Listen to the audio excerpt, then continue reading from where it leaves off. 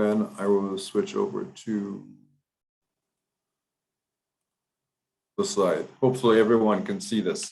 All right, so I wanted to just use this opportunity. I was invited to make the presentation, and I thought it'd be a good chance for me to share my observations about the recent COP26 that was held in Glasgow, Scotland in November of 2021, and to look at some of the takeaways from that and the implications of those takeaways on our engineering practice, particularly in the Caribbean. So let's just dive in. As an overview of how I'll be presenting this, or making this presentation rather, I'll give an introduction to COP, talk about some of the experiences that I had there, and then talk about the takeaways. I also then go into a high-level distillation of the latest IPCC report. It's called AR6, and I divide that into two presentations, basically. One is past versus present, and the other is future climates, right? And then we talk very briefly on inferences and impacts on Caribbean engineering practice and on research and education. So COP, what is COP? Well, it stands for Conference of the Parties, and it's basically, it is a grouping of countries that signed on to this United Nations Framework Convention on Climate Change, UNFCCC, and that was a treaty that was agreed to in 1994, right? So they've been meeting pretty much every year since 1994, and with some exceptions. And in November of 2021, their meeting was in Glasgow, and that was the 26th meeting of the signatories to that convention. So it's hence its term COP26. So attendees are typically representatives of parties to that convention, some observer states who have not signed on, members of the press and media, and representatives of observer organizations. So for instance, there's very strong representation by the Alliance of Small Island States, AOSIS, that includes small island states from the Caribbean, from off the coast of Africa and Pacific. So the small island nations, of course, have specific concerns and issues that need to be addressed, basically, or talked about. So COP was held, as I said, in Glasgow in November. It was a well-organized event. There were perhaps over 38,000 people there. So it's one of the largest such conferences in history, and it was extremely well-organized, right?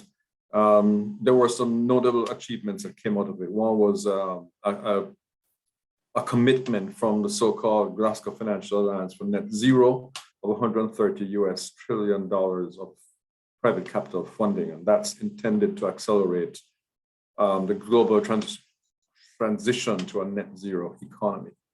But COP did fall short in some ways. Not all of the nations agreed to sign on to committing that they would do everything that they could to try to keep global warming to 1.5. So this graphic on the left of the slide has become a Caribbean and small island slogan, 1.5 to stay alive. And if you have the chance of speaking, for instance, with Jamaica's own Professor Michael Taylor, who is a climate expert, he has pointed out in previous papers that there's some pretty scary climate occurrences that will happen once we pass that 1.5 mark. All right, I had the honor of being a member of the Jamaican delegation to COP26. I've been traveling with them for the past, I would say, 4 COPs, and it's always a pleasure to be a representative on that team. I was the only non-governmental member on that team, right? Our routines included daily morning rapid testing for COVID. We were given self-test kits when we got to the hotels. We had to upload the results, which were fortunately always negative, to the United Kingdom National Health Service. And then only then, when we got a response text, were we allowed to enter the venue. So there are always long queues. Once inside, we had a chance to check out the extensive schedule of events and to be able to attend, right? So a lot of fascinating exhibitions, exhibits, and presentations that were held there, right? It was held at a very large event venue. It's called the Scottish Event Campus, or SEC, in Glasgow. And there were, as I said, there were a lot of things being talked about. But some of the ones that, for me as a Caribbean national and as a Jamaican citizen, were interesting, particularly interesting, were just these four, really. There are others, but I highlight these four. It's defining and measuring systemic resilience in Jamaica, which is a program and a project that's ongoing. It's PIOJ is one of the organizing agencies in Jamaica that's pushing for that. Measuring vulnerability and resistance for SIDS. It's a presentation by CDB that was, I found, quite interesting. Early warning systems for SIDS, which were aimed at talking about how do we bridge capacity gaps, and then building coastal resilience in SIDS through comprehensive management strategies, coastal management strategies. And I found that for that presentation, it was very well attended by the insurance and reinsurance sector, as well as by United Nations. So some of the takeaways, which I found fascinating, is that some of these rating agencies who do country ratings, so typically we're talking about Moody's, Standard & Poor's, Fitch, they are now including, for the first time ever, they're now including an assessment of vulnerability in their rating assignments. So when they issue sovereign, when country wants to issue a sovereign bond, and these guys rate the country's ability to repay debt, one of the things that they're including is the country's ability to repay debt after severe natural disaster. So that directly puts the onus on our small island states to be able to build resilience in our societies, right? Just want to throw out a number here. In 2004, when Hurricane Ivan hit Grenada, for instance, the damage was tallied at about 180% of their annual GDP. So that's incredibly crushing. It's so hard for a small island state rather, to get out from under, right? It basically shows any developmental projects that you would have had go to the back burner. So it's important to build resilience. The CDB presented some results of a methodology that they have been working on, and that methodology better enables Caribbean countries to qualify for restoration funding after natural disasters. It's more equitable than the existing approach that's been used, which is based on gross national income, but it also considers the ability of the country to repay. Over what time period can they fix things, if you will? For instance, Category 5 hurricane hitting Grenada versus hitting Miami or Miami Keys, the area south of Miami City. The recovery time will be much shorter, of course, in Miami, because it has deeper pockets. Basically, it can draw on state country funding, which is much larger than Grenada is able to. So the CDB is pushing for a mechanism that would build or include that ability to repay. So they look at pre-event vulnerability, they'll look at event magnitude, and they'll look at post-event resilience capacity or recovery duration. So that was an important and very interesting thing by the CDB. They're pushing this methodology, so we can look forward to seeing that in future. So then I want to jump now a little bit to, to the IPCC Intergovernmental Panel on Climate Change, our latest report, AR6. And I broke it into two sections, past versus present. So there are a lot of facts that are coming up, but I just ask you to stay with me, right? So that report builds on a 2013 working group contribution that created their AR5, the previous report. And one of the main changes this time around is that the AR6 has the language in it, which has been very carefully crafted to give the reader a direct sense of how confident the IPCC scientists are in the observations and predictions that they're making. So let's look at it, for instance. Here, as I said, a whole bunch of things. So increases in greenhouse gas concentration since 1750, they say, are without a doubt caused by human activities, right? Each of the last 4 decades has been successively warmer than any preceding decade since 1850. Global surface temperatures were, let's say, between 0.95 and 1.2 degrees Celsius higher in the period 2011 to 2020 than in the period 1850 to 1900, and increases were larger over land than over water. So that tells you, if we say 1.5 to stay alive, we're getting close to it already. We're, between 1.2 and 1.3 right now. And we're seeing the effects of that. Human influence is very likely, this is another way that they've crafted the language, the main driver of global retreat of glaciers. Glaciers all over the world have been retreating since the 1990s. And the decrease in Arctic sea ice area between 79 and 88 and 2010 to 2019. So that decrease in Arctic sea ice measured at 40% in September, 10% in March. Fortunately, they have detected no trend in sea ice reduction in Antarctica.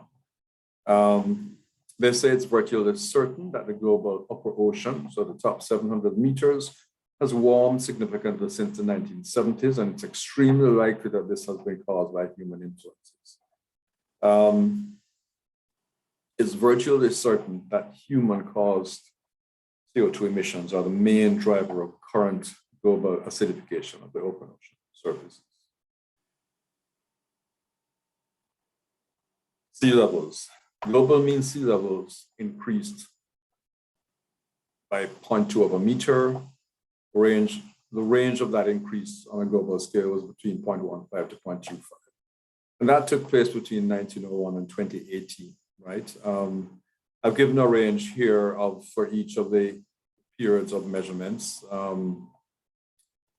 But I have a graph coming up just on the next slide, which we'll talk about it a bit. But there's also changes in the land biosphere since 1970 that are consistent with global warming. So climate zones, for instance, have shifted polewards in both hemispheres, and the growing season seems to have lengthened by up to 2 days per decade since the 1950s in the northern hemisphere. So this is a little graphic that I'm including here that it tells a couple of things, right? So the green bar, for instance, reflect what happened on average between 1901 and 1971, so it's a 70-year period. And the average sea level rate of change of sea level rise was about 1.3 millimeters per year. Between 71 and 2006, the average jumped up again, and between 2006 and 2018, I think it was, yes, you can see now it's pushing up to 3.7, right? And the range was 3.2 to 4.2 for that period of time. So a number of things seem to have been driving this. It's improved methods of observation of mean sea levels as one of the reasons, but they're also able to drill down and with better clarity on the various contributors to sea level rise. And what are the scientists saying? So human influence has warmed the climate at a rate that is unprecedented in at least the last 2,000 years. And it's now slightly warmer than the warmest multi-century period in over 100,000 years, right? So there is warming happening, which would be pretty hard to reverse, I would say, to some extent. Carbon dioxide and methane comprise the main contributors to GHGs. And concentrations of those gases in our atmosphere are higher now than they have been at any time in at least the last 2 million years. And that's a high confidence conclusion based on paleoarchaeological investigations. Between 2011 and 2020, annual average Arctic sea ice reached its lowest level since 1850. High confidence conclusion. Retreat of all glaciers globally since the 1950s is unprecedented in at least the last 2,000 years. I spent some time in what was called the Cryosphere Pavilion at COP, and I found out that where we are now in terms of this global glacier retreat. There are probably one or two glaciers on land presently that could stabilize if we were to cap things at 1.5, but pretty much all of the other glaciers are on the way out. It's also virtually certain that hot extremes, so heat waves, for instance, have become more frequent, more intense across most land regions since the 1950s. High confidence. Some of you may be aware, for instance, of the heat waves that occurred in British Columbia, Canada last year. I mean, some of those temperatures that they experienced were unprecedented for them. It's likely that the global proportion of category 3 to 5, so the more extreme tropical hurricanes, cyclones, has increased over the last 4 decades. We've seen that. We've seen, I know we've done some work at Smith Warner where we looked at the occurrence of category 5 hurricanes for Montego Bay and for Kingston. And we look at the National Hurricane Center database, which is 170 plus years of record, I think. And Montego Bay doesn't start to see those Cat 5 storms until I think it was the 1930s, Kingston 1920s. And then they become more frequent as time goes on, right? So we're seeing that. So, okay, human influence has likely increased the chances of compound extreme events since the 50s. So heat waves plus droughts, high confidence, fire, accompanied by hot weather, that's to be expected. Rainfall plus storm surges. So double whammy. So, you know, coastal towns could be flooded by rainfall and by storm surge. And one of the conclusions that they came to was that storm systems could carry more rainfall than they have in the past. And that's probably because of the warming of the world's oceans and seas.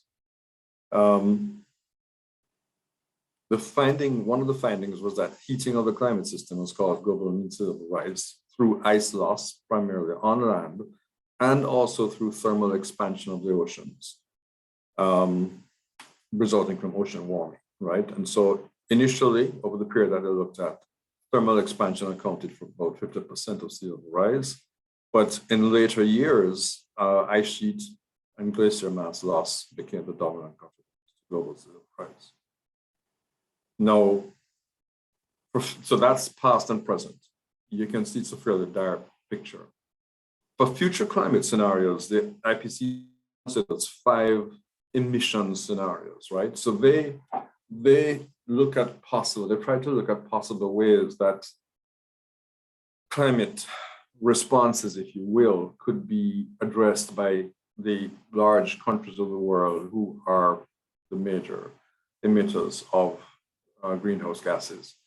And so they've captured it in 5 new emission scenarios, which are called shared socioeconomic pathways, or SSPs. So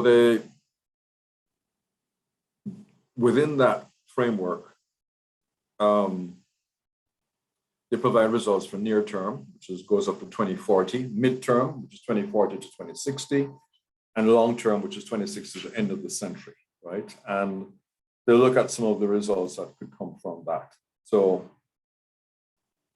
scenarios include very high and high greenhouse gas emissions and CO2 emissions that are expected to double by 2021 or by 2050, respectively. So intermediate GHGs and CO2 emissions remaining around constant at the current levels until mid-century.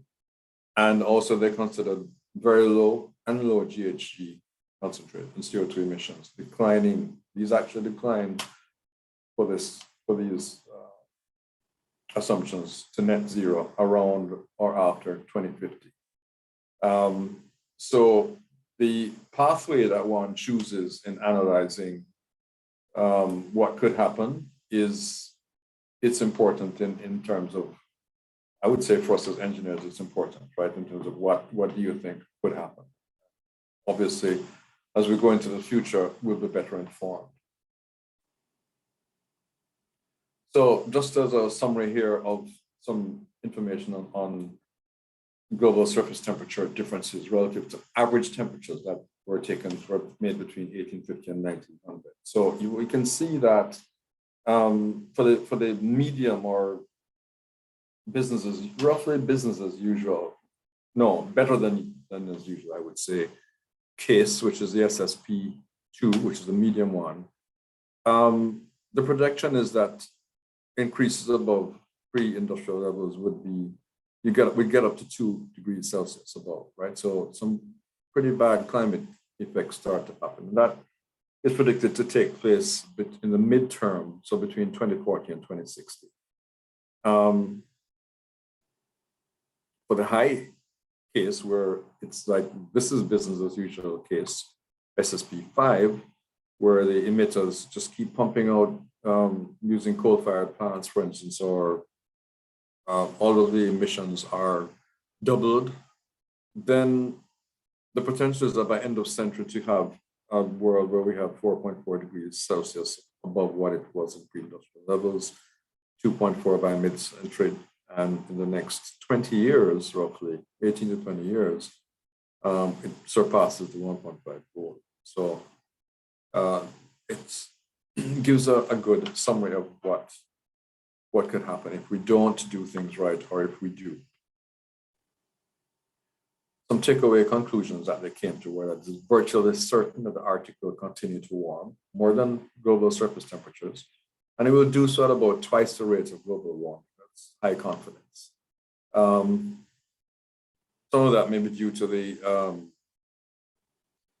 the uncovering, if you will, of permafrost, which is dark, and it therefore is going to pull in more solar radiation. With every additional increment of global warming, changes in extremes appear to be amplified. For instance, every half a degree Celsius of global warming causes notable increases in the intensity and frequency of hot extremes or heat waves, heavy precipitation, and agricultural and ecological droughts in some regions. So there's high confidence in that. It's also predicted that the rare events will become more frequent. So here's a graph, for instance, of drought across the world, and as the brown gets darker, it's drier and drier. So you can see similarly, it changes at 1.5 degrees C. There's a band of brown that stretches across the Atlantic into the Caribbean region. That band widens and becomes more intense once we get to 2 degrees. And at 4 degrees, that whole band now shows that we in the Caribbean are experiencing very arid conditions. Right? So that's instructive for us at this point in our history. The proportion of category 4 and 5 tropical cyclones and the peak wind speeds associated with those cyclones are projected to increase with increasing global warming. There's a high confidence in that statement. So they said that for the rest of the 21st century, like the ocean warming ranges from between 2 to 4, that's average 3 to 5 times the changes observed between the 71 to 2018 period, right? So that's quite a bit. And when we consider that hurricanes pull their energy from warm oceans or seas, it's troubling. So it's also estimated that ocean acidification will continue to increase in the 21st century. And some of these changes will be irreversible on timescales that are in hundreds of thousands of years, right, for ocean temperatures and acidification. So in the longer term, sea level will continue to rise for centuries to millennia due to continuous deep ocean warming and ice sheet melt, and will remain elevated for thousands of years. That's the high confidence statement. So means that we have to adapt, we have to mitigate for these projected events, right? And these graphs just show from 1950 to 2100 some projected changes in global surface temperatures relative to 1850 to 1900 for the various shared socioeconomic pathways that we talked about earlier. You can see as you look out into the future beyond the 2020 stage, The pathways, of course, diverge depending on what the world does. The lower graph presents similar information, but for sea level rise. And there's also a low likelihood, high impact storyline here, which answers the question, what would happen in the event that, for instance, you start to really see rapid melt of landlocked ice, and that ice now gets into the oceans. What happens? Well, you can see this is what would happen, right? So it's not really such a nice picture. So, all right. So I've tried to sort of summarize that for us. I have to move fast because I think we're coming. Dr. Ellis wants me to wrap it up soon, but look at implications for engineering practice. So let's look at sea level rise. So at present rates of sea level rise, we're saying that there's a potential to have approximately 1 centimeter of SLR every 2 to 2.5 years. And when we take that information in concert with a beach response model that's proposed by coastal researcher Pierre Brun back in 1962, it indicates to us that for every centimeter of rise, the beach retreats by about 1 meter.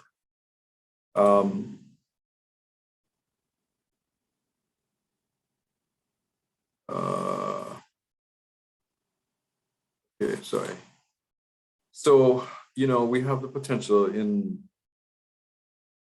have this every 2 to 2.5 years, we have, we could lose 1 for beaches around the Caribbean or the world, in fact, 1 meter retreat. So we need to factor that into our shoreline positioning studies, into our impact on coastal communities work. We also need to consider drought, food security, and ecological sustainability. So the predictions that you saw for extreme agricultural drought conditions and ecological drought conditions. Ecological drought indicates that the dryness basically damages and eradicates our critical ecosystems, right? And we could also move towards a regime of food security threat. So we need to keep that in mind. Some possible solutions may be water conservation and recycling for urban major urban centers, drought-resistant agricultural practices, perhaps hydroponics. I mean, for instance, I just came from the island of Bermuda last week, and every citizen of Bermuda has to have a special type of roof there. They have to collect water from rainfall, and they have to have a cistern under their house. Leighton, should I dive into the Q&A now or wait? No. Go ahead. We're going to address them at the end. All right. Okay, cool. Torrential rainfall. So we talked about drought, right? But the predictions are also, yes, even though there will be drought, the predictions are for torrential rainfall when it does rain. So torrential rainfall events have the potential to flood out communities, leading to dislocation, loss of livelihoods, and major societal economic loss. Again, some of you may have seen what happened in the south central parts of British Columbia last year when entire communities were completely flooded. And I mean cars floated over wide expanses of area. So these were floods that they had not seen in recent memory. So we know, for instance, in order to deal with this, we need to be prepared, right? So the whole issue of early warning. So how do you activate that? Well, we need good mapping. We need, LiDAR mapping, for instance, of land and submarine areas, so topography and bathymetry. We need to be able to do hazard mapping so that we can indicate to planners and government agencies that in the event of some of these extreme floods, you need to be able to evacuate these people, or this is what you have to do to prevent flooding. We may want to look at implementing real-time rainfall gauging, implementing real-time river flow gauging. It causes us, I think it should cause us to rethink how we treat drainage, right? So, our roads are designed for perhaps 1 in 5 year conditions, excepting for the major gullies. like Sandy Gully in Kingston, for instance, which I think is designed for between some tributaries 1 in 50-year return period to 1 in 100 years. So it may be that we might have to redesign or rethink how we do our drainage, right? So remember, we're going into a regime where we have no rain for some time, and then we have torrential rainfall, right? So perhaps we need to take into account the more extreme return period and decide how best to deal with that. I don't have the answers, but I want to throw it out here for us to question ourselves. Or, we may want to include some modifications to roadway drainage in recognition of the fact that the roads themselves in Jamaica, for instance, very often act as drainage conduits, right? So heavy rainfall, the road itself becomes the drain. So extreme heat events and heat waves. We don't think about it too much now, but this is on its way. And some of the effects of these heat waves could be the inability for people to work outside during certain daylight hours. So how will that affect our construction sector? How will it affect airport workers, port workers, for instance? So the transport sector is potentially very heavily affected by this aspect of climate change, right? To some extent, one of the studies that was done in recent years was done by Cont'd, an agency of the United Nations, and they looked at 4 facilities in Jamaica and 2 in St. Lucia. So they looked at Norman Manley, Donald Sangster, Kingston Walls, and Port of Montego Bay, and tried to figure out, get us a handle on how these transport facilities could be affected by climate change, and in particular heat extremes. So, for instance, one thing that you may not think about is that as the air gets hotter, the density gets less. And so your aircraft would either need to have less people or less cargo on it, or we'd need longer runways in order to take off, right? Because you need that lift. And there may be a need to look at revised pavement design. So you want a pavement that is not going to melt, become runny under very high temperatures. So things like these need to be addressed, right? More frequent Cat 3 and 5 hurricanes. So as I said, we need to quantify the impacts. We need proper mapping, and LiDAR is perhaps the best that we can get a hand on now. It's more accurate than satellite bathymetry and topography to provide accurate topo and bathy information. And coming out of that, we can identify areas and communities that are at risk and help to decide how should these people be, or these communities be made more resilient, because that's really what we want. We don't want to go into a situation where we have hurricanes and then you have 100% of GDP damage. You want to have 5% at the end of the day, right? Because then we can better manage things.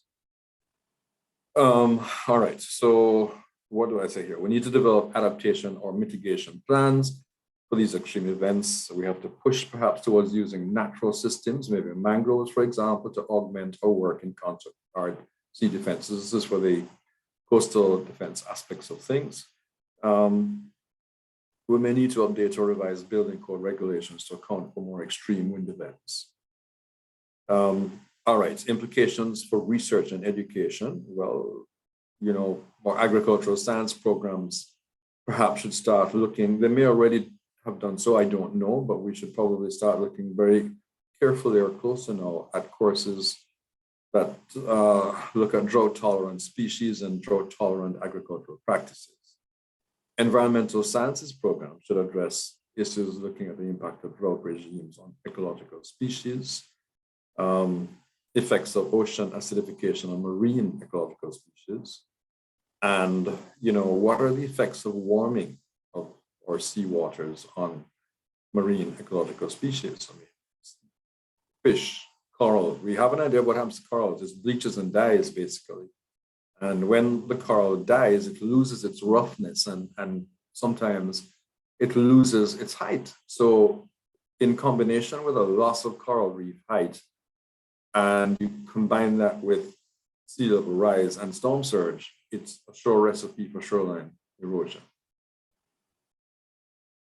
We also perhaps could look at advanced methods of rainwater harvesting for arid climates as an adjunct or input to building standards, roadway and drainage designs. We could look at modification to incorporate sustainability on warming global climate, statistical analysis of extreme rainfall events. We perhaps need to update those. And we need to look, I think, carefully at what I call work efficiency dynamics. So people in industries that are required to work outside in extreme heat conditions. And then, as I mentioned before, the need to, this is an area which is actually a subject of intense research across the globe right now. It's the use of hybrid systems, right, for coastal defense. So that is my presentation. I'll stop sharing. And Leighton, I'll switch it over to you. Sure. All right. Great. Thank you very much, David, for a very stirring and informative session or presentation so far. We do have a few questions in the chat, and we have one comment in I think Graham had made earlier regarding Hellshire suffering from one of the last things that you had mentioned. I guess with the damages towards a coral reef and therefore having some impacts upon even shoreline conditions. So now we're seeing a lot of the sand. As a child, I remember going to Hellshire as well as Negril, and you could go very far out. Yes. Now, all the fishermen and everybody has to be relocating because of the impacts we're seeing. So it's very, very evident in our close proximity as well. So we know the reef damages are extensive in those areas, and we're seeing the effects thereof. All right, so let's just go to the chat quickly and grab a few of the questions I'm seeing. So the first one was posed by Liz, but I would like to believe that it was answered. The question is, so what does it mean for civil engineers in terms of, do we need R&D to create roads, pavements, hard surfaces that heat more slowly? And that's a question that's being posed here. And just to quickly throw something out there, I know at the University of West Indies in St. Augustine, Dr. Lee Leon had done his research on pavement design. And a big aspect of his study was towards the heating, or the change that we have seen, the heating up of the surface, and how that was causing a lot more creep in terms of the pavement. So I agreed that there would need some adjustments in that. And if the temperature is going to keep rising, then we should expect to see more pavement damages going down the road as well as in other areas. So yes, I would think. So yes, Leighton, yes, we need more research in that area for sure. Yeah. And I don't think we should wait for that research to come from European or American sources. I mean, it's something that's really dear to our hearts. We should be pioneering some of that research. Yeah. And I think there needs to be a stronger tie between research and practice. A lot of things are being done at the university, but I think in many ways they don't find themselves manifested in the change in behavior and how we practice in industry. So there needs to be a closer marrying between, in essence, the university should be the R&D department for the government or for industry in that way to influence practice more closely. Another question I see coming up here is water catchments done in Bermuda was mentioned. So you had mentioned that. So the question is, what does it mean? What is being done what is being done, I guess here, that is similar to what is experiencing if anything is being done as well in Bermuda? Is there any water catchment, anything of that nature, especially with this increase in high rise and new construction that we have? The government, as we know, has a big thrust towards housing development projects, and we're having a lot of these townhouse developments coming up. Is there anything being done to your knowledge? I'm not seeing it. I mean, certainly what's being done in Bermuda, I'm not seeing it here. There's no uniformity, for instance. In Bermuda, there's strict uniformity in roof types. So Bermuda is an island that's 21 miles by 1 mile wide, right? So they recognize that they have a very small island, very fragile. They're surrounded by coral reefs. And if those reefs go, there is no more Bermuda. That's the reality, right? Because the waves, they're in the middle of the Atlantic Ocean, strong wave environment. Yeah. But I'm not seeing that level of water conservation here, to be honest, not on a national scale. And you make a really great point that there's a lot of high-rise development going on now. I don't know if what the plans are for that, right? So no, because we haven't seen a lot of water storage being a no, requirement. we're not seeing water storage. No, it's not a requirement. Or if that is, we haven't seen it. But it's not evident in the design or the construction in that case. So that's clearly going to be a problem, if not already a problem. Well, to compound it, if we look, for instance, at Mona Reservoir or Hermitage Reservoir, we see problems, right? Because we see intense siltation in Hermitage. That is not, I mean, it's not been addressed, right? So for many decades, basically. So there are some problems that we need to talk about. And change in rainfall patterns, of course, also impact that as well.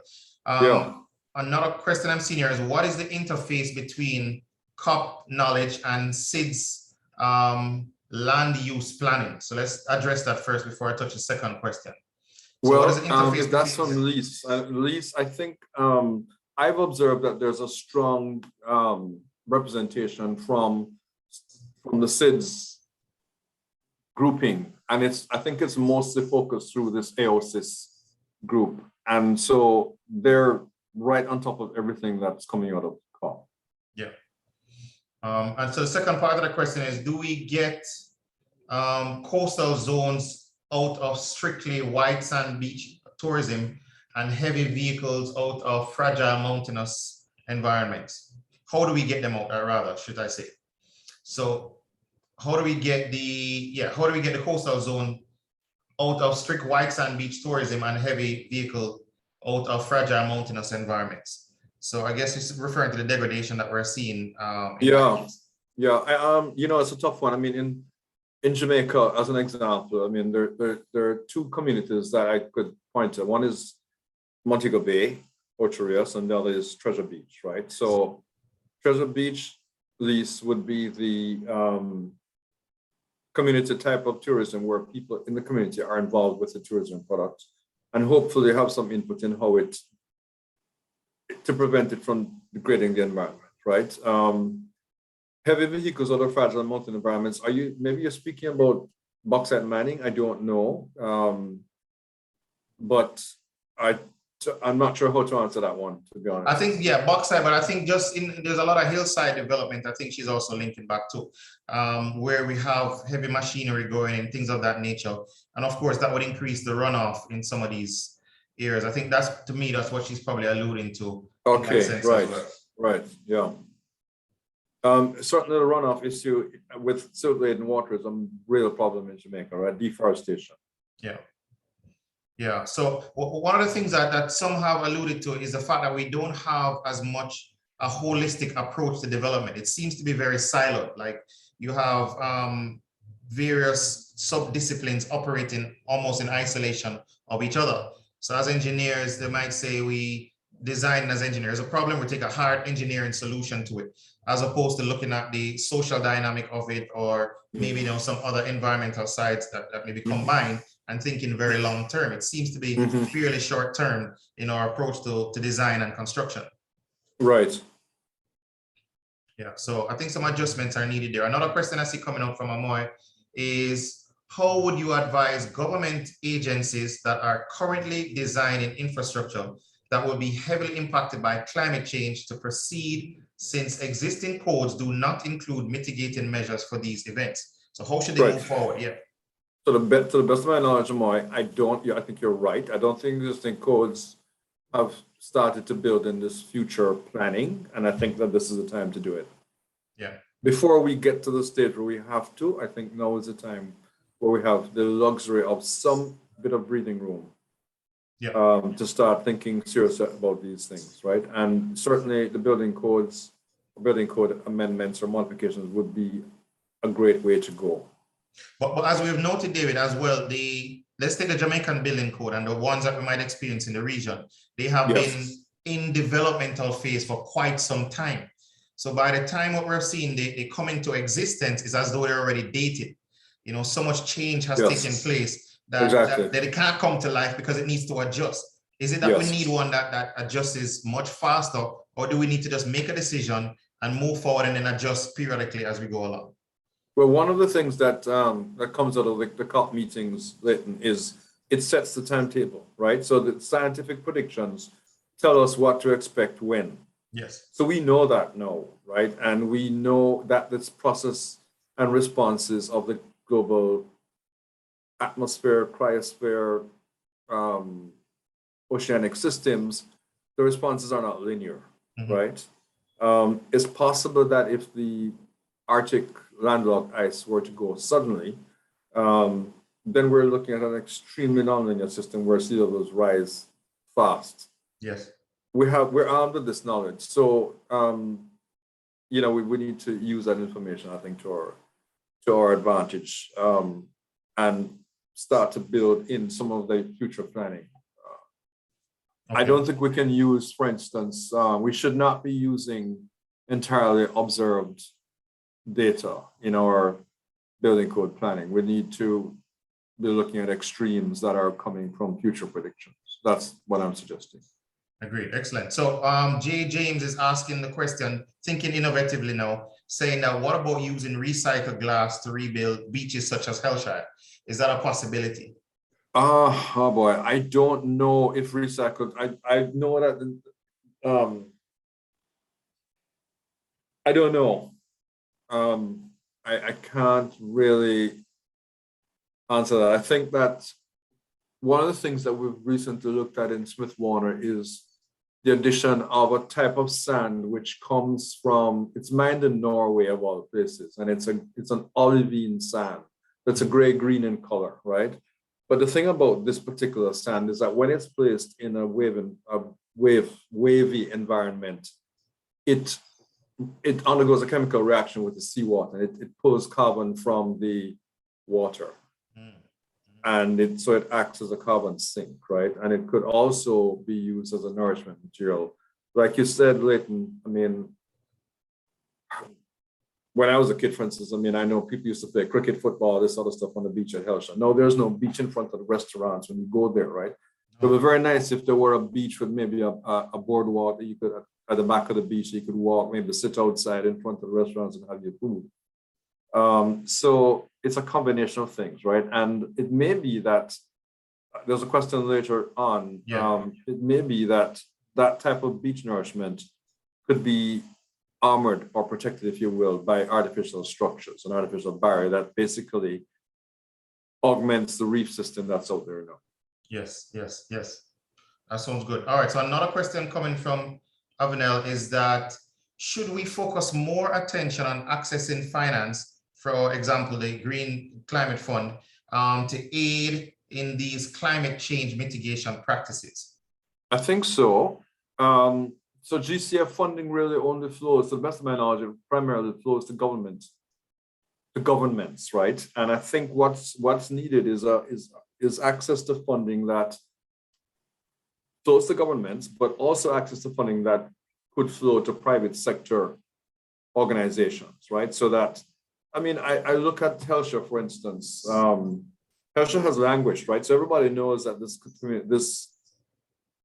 community has suffered tremendous beach loss. Just before you go on, David, we have non-Jamaicans here. So just to note, they might not be familiar with the beach. Oh, I'm sorry. Okay, so Hellshire is a beach on the south coast of Jamaica beside Kingston. And it really is perhaps the only white sand beach that Kingstonians have access to without having to take a boat. And people go there to eat fish and lobster, right? It's a great sort of fishing community. So, you know, to answer that question, we are accessing funding from GCF. We could perhaps go for more. And I know that the Caribbean Development Bank, for instance, is brokering funds from the European Union, from GCF and some other agencies that they are earmarking for climate adaptation fund projects, basically. But I still think that there's a real potential for funds, venture capital funding to be channeled through private sector agencies. Yes. All right. Great answer. All right. So another question coming through from Liz again was, who is forcing or strongly encouraging, I think she wants to say, the Met Office to update rainfall distribution patterns so we have valuable Jamaican specific data instead of 50 years distribution patterns that have been replaced when they came in for at least 2 times? Who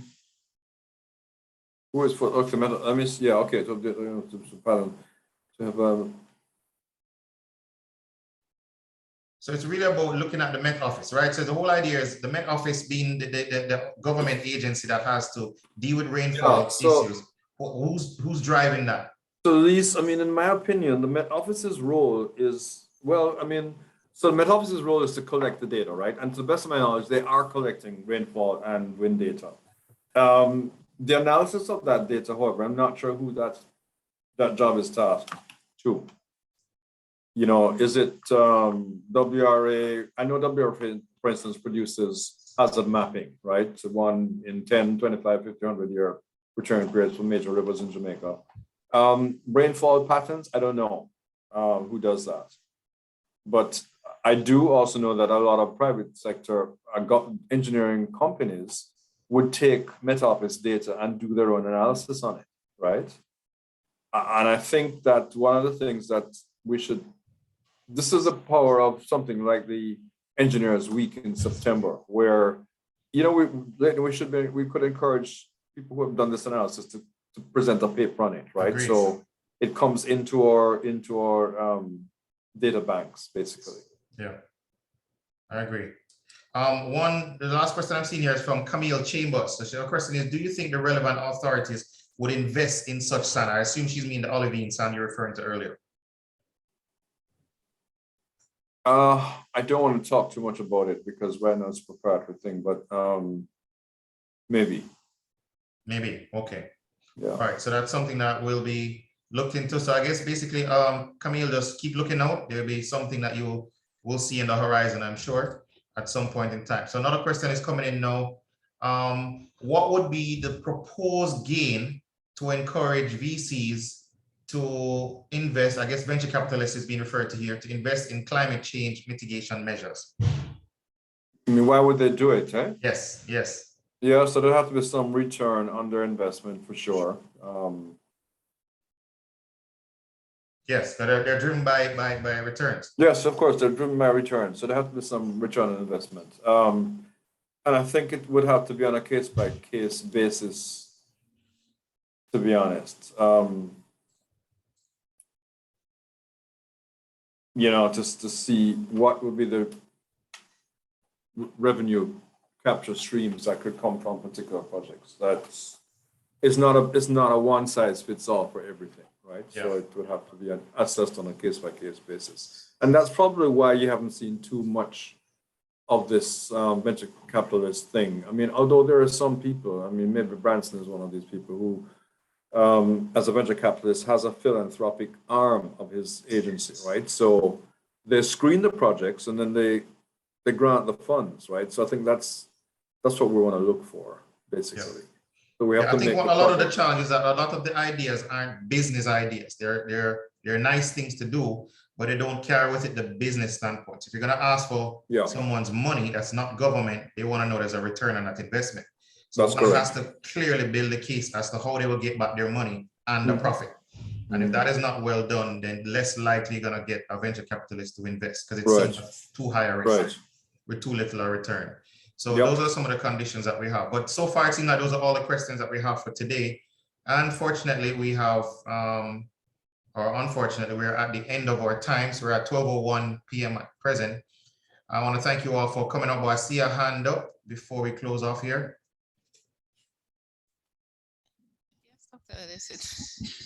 Morning, everyone, or afternoon. Hi. It's Melissa Townsend here, Honorary Secretary for the JIE. Thank you again for the presentation. You're welcome, Melissa. And of course, thanks for everyone for joining in. I just wanted to send out some reminders to everyone just before we close. There's a short survey that will pop up at the end of this session that we'd love for everyone to complete so that we can get some feedback on this webinar as well as our future events. And of course, if there are any new persons that are here or non-JIE members, you can become a member of the JIE by just completing our membership application form on our website. That's jiejamaica.org. And you can just email the completed form and the other relevant documents to jie@cwjamaica.com. And of course, you can also follow us on social media, Facebook, LinkedIn, Twitter, Instagram, and that will keep you informed of all our events. So those are my 2 cents. All right, thanks, Melissa, for the public announcement. That was very useful. Once again, for those who came in a little bit later, my name is Leighton Ellis. I am the the Civil Division Chair. And we will be having other events, maybe in webinar format or other formats. And we do invite you all to join in. So stay tuned to the marketing, the media presentations that will come through the platforms that was mentioned by our Honorary Secretary before. And we do hope to see you again soon. So thanks again for your time, and do enjoy the rest of your day. Have a good day. Thanks, Leighton. Thanks, David. Thanks, everyone.